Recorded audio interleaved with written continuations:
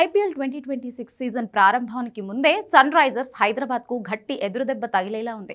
ఇప్పటికే ICC T20 ప్రపంచ cup 2026 మొత్తానికి దూరమైన orange army captain Pat Cummins IPL 2026 ఆడడంపై కూడా సందేహాలు నెలకొన్నాయి.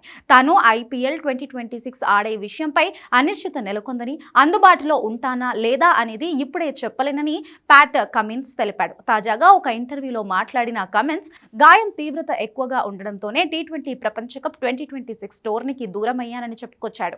అడిలైడ్ టెస్ట్ మ్యాచ్ తర్వాత గాయం నుంచి కోలుకోవడానికి 8 వారాల సమయం పడుతుందని తెలుసన్నాడు. మొదట్లో చాలా బాగున్నట్లు అనిపించడంతో 4 వారాల్లో రికవరీ అవుతానని భావించానని, కానీ తదుపరి స్కానింగ్ తర్వాత గాయం నుంచి పూర్తిగా కోలుకోవడానికి మరో 2 వారాల అవసరమని తేలిందన్నాడు.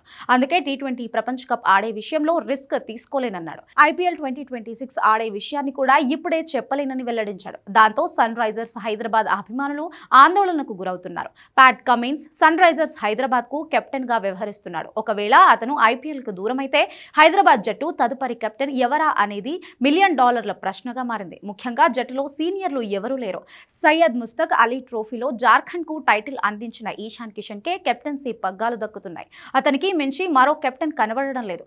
ఐపీఎల్ 2026 మినీ వేలంలో సన్ రైజర్స్ హైదరాబాద్ చాలా తెలివిగా వ్యవహరించింది.